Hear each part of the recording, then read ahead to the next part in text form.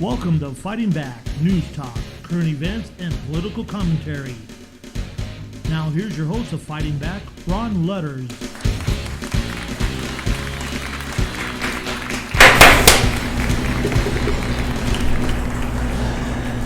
Wow, what an applause. Wow, this is loud. Can you all hear me? I'm going to whisper.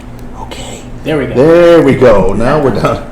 Man, I'll tell you, we've been going on some new platforms, and we had to turn the volume up so everybody could hear us. Yes.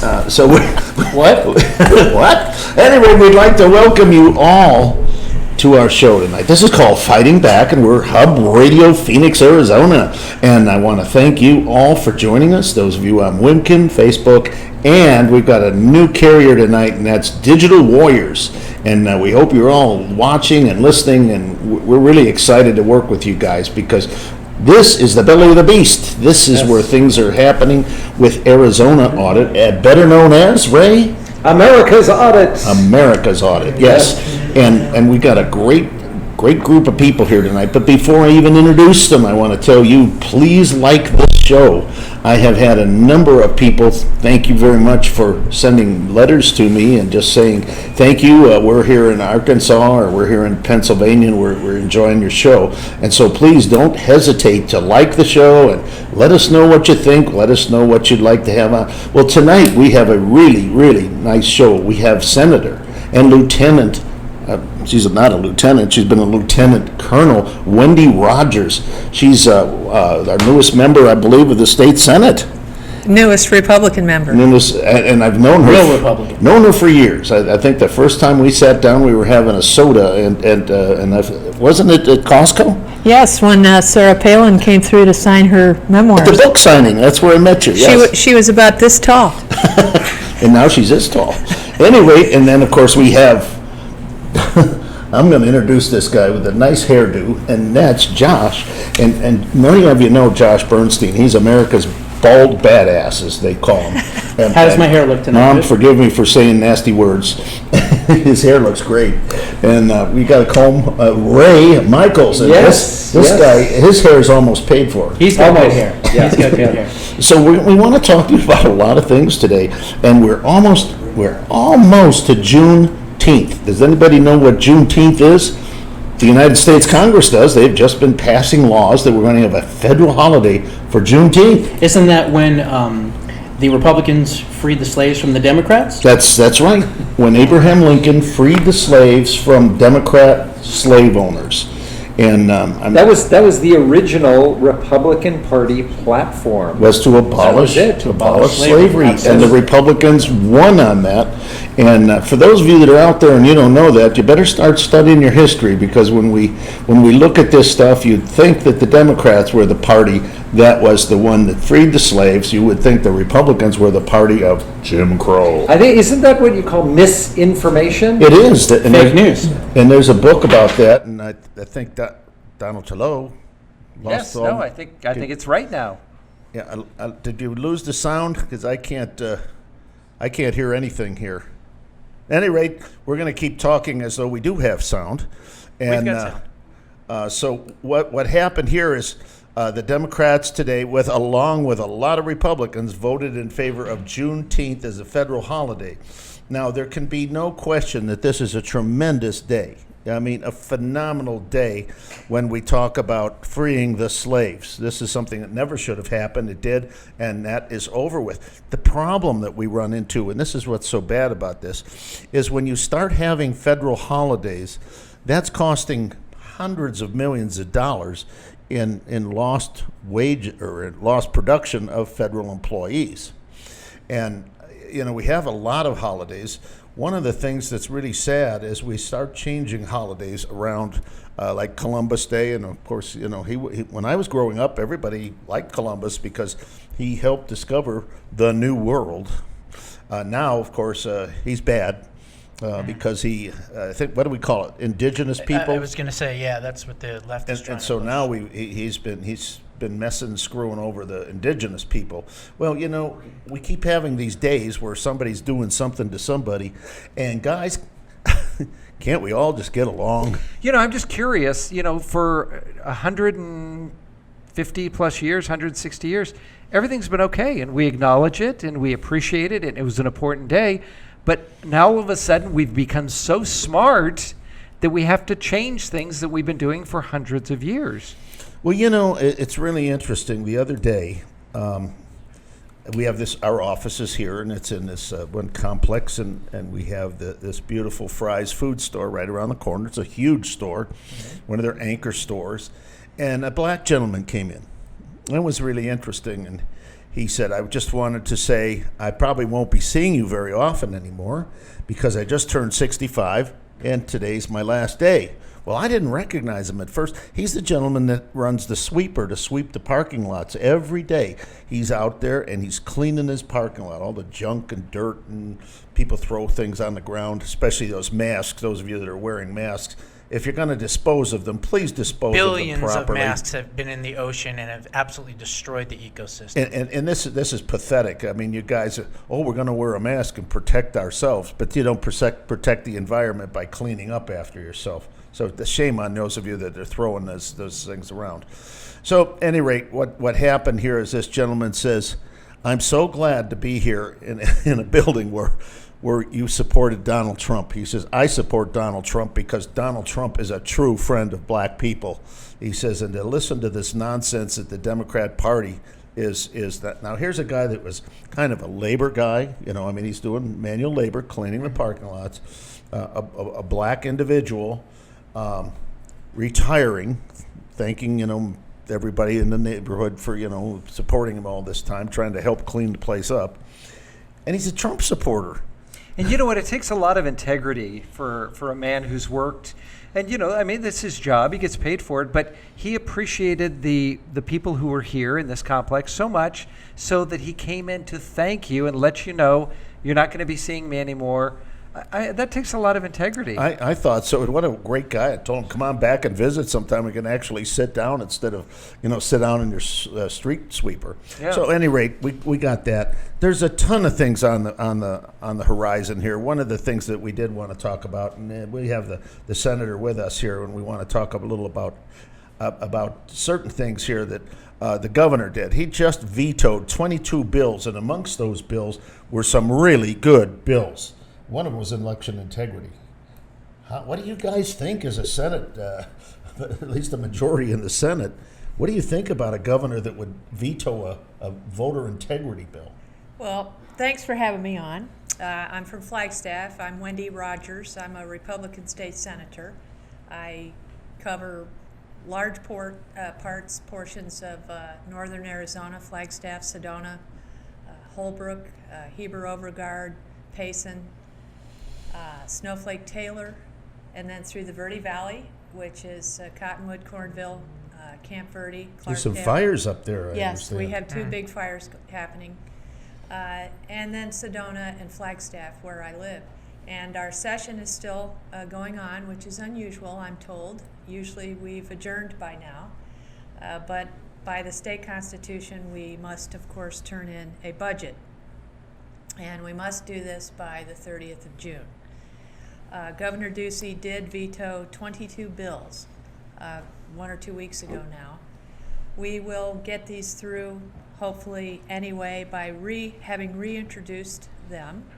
One of them was an election integrity bill which talked to the situation of mailing a ballot to a voter even though the voter would not have asked for it. So this bill would preclude that, and the voter would have to ask for a ballot to be mailed to him or her to proceed. So we want to revisit that, get that through. Also, the vaccine passport issue is a real hot topic right now. And also the prohibition against the teaching of critical race theory. That particular bill, critical race theory, was into, as we say in the legislature, struck. It was struck onto another bill, which means it replaces a bill that's in existence completely. And a striker? Yes, striker. And that was one of the 22 bills, a striker, quote unquote, of prohibiting the critical race theory. So that election integrity bill and the critical race theory prohibition bill, those two of the 22 were very critical. So we're trying to get those through anyway, through the process by reintroducing them. Wow, I'll tell you, I was a little disappointed in the governor on these things. I don't know if he was trying to play strongman or what, but I know he wants to get his budget through, but I don't think that's the way you play the game. Well, it's a tough situation. As many of you know, we have the slenderest of majorities in our state Senate. We have 16 Republicans, 14 Democrats. Please realize that if a vote were to come to One 15-15, Republican changes their vote. right. So if, say, for example, we would vote on a bill and it would come down to 15 voting aye and 15 voting nay, it wouldn't pass. There is no tiebreaker. There is no vice president to break the tie as we have in the U.S. Senate. And so it's a very ticklish situation. We were talking about this before we went on the air. Our Senate President, who's my colleague, Senate President Karen Fann, who's also a rural legislator, has a very difficult and challenging job. She is our leader, but she has to cajole and massage one person maybe on any given day who thinks he or she is the quote-unquote 16th vote who wants to hold out for whatever reason. So it's a very trying situation, and I would say the solution is, obviously, I think, and Ray and I have talked about this, we need more Republicans in the state Absolutely. legislature. Yeah. And when the lines are redrawn to great effect, we hope, after the 10-year census, this happens every 10 years, we hope that will inveigh towards The us getting. realignment will allow us to Yes. have more districts that vote And by the Republican. way, in the House, it's 31-29. So in the House, we have the slenderest of majorities also. And bear in mind, each district has one state senator and 2 state representatives. Senator, and Josh, I think you'll probably agree with me. You would think that when we have the majority, right, of Republicans, that the governor, prior to doing anything like this, would call in President Fann. He'd call in the Rusty Bowers, who is head of the House, call them in and say, where do we sit? Where do we sit right now? How can we move forward? I'm willing to do this if you do that. Otherwise, I will be forced to move in a different direction. You'd think that all the Republicans would be working together. Are you aware of any meeting that took place prior to the governor doing anything like this? They have a lot of meetings, and I'm not part of that meeting process. But they did meet together. They constantly meet. Right. And it's the staffs who Right. meet, yes. So, Josh, what do you think about this? I would think with the Republican majority, they'd get together and not do something that would be detrimental to all of these bills that were already passed. Yeah, I mean, obviously, for him to say that this was because of the budget, it's really a slap in the face to the hard work that the legislature did. And as the legislature has done and continues to do, it's a lot of maneuvering, a lot of, days, a lot of hours, a lot of blood, sweat, and tears, if you will. And for the governor to just say, well, sorry, we're just going to veto all of it for budgetary reasons. Well, look, you can cut other things in other areas, you can keep the bills, and you can figure out other ways to balance your budget later. I think it's terrible what they have done to the legislature here. I agree with that. Let me change gears. I want to get back to you in a few minutes because I know everybody out there is dying to find out what is going on with America's audit here in Arizona. But before we do that, Josh, we have had an opportunity to talk a little bit about, once again, some really disgusting Republican leadership. Yeah, to say it lightly. The Michigan House Oversight Committee, I know we're supposed to be talking about Arizona here, but I want to just do this for a minute here. This is the chairman of the Michigan House Oversight Committee. Not only that, he's a ranking member of the Election and Ethics Committee for voter fraud, okay? And basically, he has come out and talked to a reporter and has said that the Arizona audit is, quote, a total joke, quote, a wasted effort, a waste of time, and a total disaster. Now, first and foremost, this weak, ineffective, quote-unquote leader did not even have the courage to come out to Arizona and actually see for himself how professional, how much transparency is here, how much security is here. This is anything but a joke. But apparently in Michigan, and his name, by the way, is Steve Johnson, I remember watching him sit through hours upon hours upon hours of sworn affidavit testimony under penalty of perjury, and sit there with that smug look on his face, arrogant, and asking almost antagonistic questions to these folks that literally swore that they saw voting irregularities, if you will. It's absolutely a disaster. We know about Antrim County and the 68% adjudication rate. There is so much going on in Michigan, and this guy says that our audit is a disaster. I think he should resign. I think folks should call him at 517-373-0840. Again, 517-373-0840. Be respectful, be polite, and tell him if you're not interested in election integrity, perhaps you should resign and have someone else take over that is. And you know the sad thing, why is he criticizing our efforts? Why doesn't he He hasn't even been here. Why didn't Nobody he from concentrate Michigan has on been Michigan? here, by the way. You know, that's the whole thing. Yeah. It would not be Yes, as we have had a it- visitor from Michigan. Have you I- had- The I one, the hosted Secretary her of State candidate lady Yes. who is running for Secretary of Yes. State, a real Secretary All right, of so State. we've had, 6 or 7 representatives from the other states come and actually view it firsthand. Senator, Correct. you were there. You were on our show. You said that you were very impressed with everything that was going on there. The least he could have done is flown out here, saw it firsthand, and he said, I have seen it firsthand, and this is my opinion. Right. But to randomly go off and say, what did he, a total joke, a wasted effort, a total disaster, is he kidding? Well, first of all, the people Maybe he's of in on Arizona, it. I don't know. The people of Arizona demand to know that our votes count the way they were cast. You know, we talked about this before. It's one of these little mantras that we like to use here. Voting is a private matter, but counting is a public matter because Amen. we're all in this together, and we want to make sure, absolutely sure, that everyone's vote counts the way it was cast. And you know what? I'm gonna go on a stretch, and I don't want to put you on the spot here, Senator. But would you give a personal invitation to this gentleman to come in? Would you be willing to sign him up so that he can actually see firsthand, and maybe he could change his mind? Well, the bottom line is the visits are over. I've actually hosted a number of out-of-state senators, out-of-state state And thank you reps. for doing that.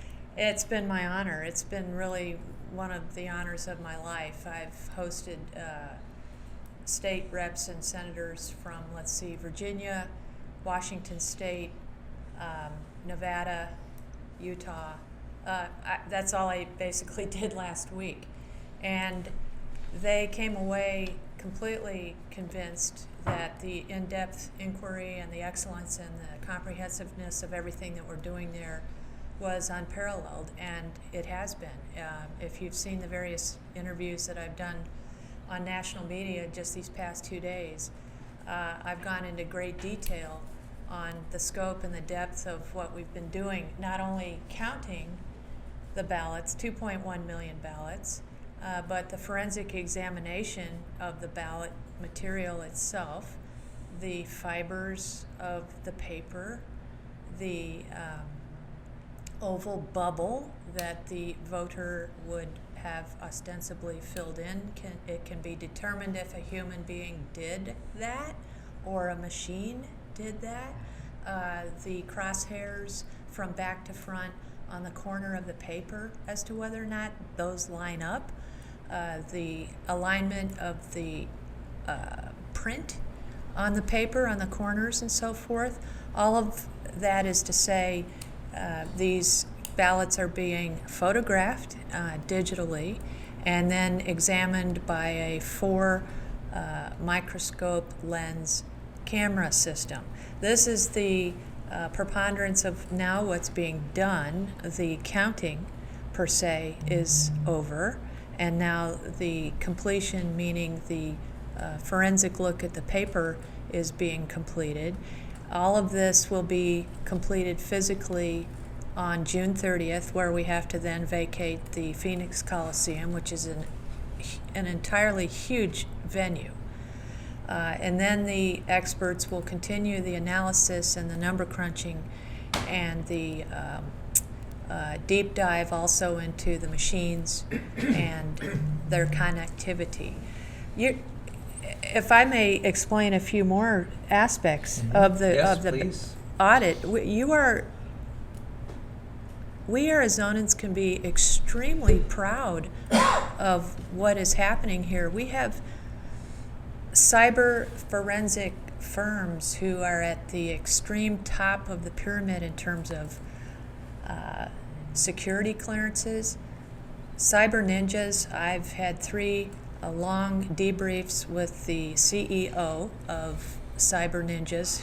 They are the prime contractor in this effort. As President Karen Fann will tell you, there is no way to open up the yellow pages and find an election audit company. One does not exist. This had to be put together very expertly and thoroughly by her and other experts over the course of many, many weeks. And so we then hired Cyber Ninjas to be the prime contractor. They are an application security software analyst. In other words, how secure is an application? They've probably reviewed 150 applications, apps, if you will, over the last 10 years. And so they know of what they speak when they take a deep dive into the Dominion software. Then you have a subcontractor named Cypher, capital C, little y, capital F, capital I, capital R. And as I understand it, this company's area of expertise is in data breaches and data security rather than an app security.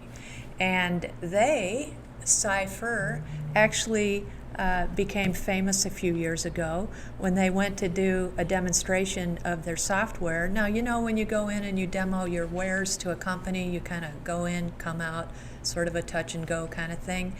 Well, they went to do that, and lo and behold, they discovered the breach in the Office of Personnel Management for the federal government. How many of us had top secret clearances or secret level clearances? That requires your private information to be on a certain form. That form was breached and had been breached. All those forms of ours had been breached for 3 years. And Cypher went in on this little dog and pony show to demonstrate their wares, if you will, and discovered this breach. Just happened to be coming through. So this is the caliber of company. This is the outstanding, excellent level of companies that have been involved. And not only that, they only have a read-only capability. So all of this malarkey about, oh, the machines are damaged and you've done irreparable damage is complete baloney, because they only have the read-only capability. So again, I'm not a software person by any means, but we can be very, very proud of what's gone on here in Arizona. It is the Senator, gold we've standard. got some music. We're going to have to take a quick break here, and we thank you for what you're doing, and we're excited to see the projected ballot here. And we have some more questions about this audit, as everybody else does. We're just going to take a quick break from Fighting Back on Hub Radio, and we will see you on the other side. Do not go away under any conditions. See you.